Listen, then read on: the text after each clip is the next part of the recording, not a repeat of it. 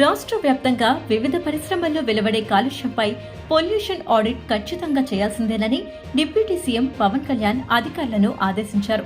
అధికారులతో నిర్వహించిన రివ్యూ మీటింగ్లో ఏ పరిశ్రమల నుంచి ఎంత కాలుష్యం విడుదలవుతుందో సమగ్ర నివేదిక ఇవ్వాలని అధికారులకు ఆదేశాలు జారీ చేశారు.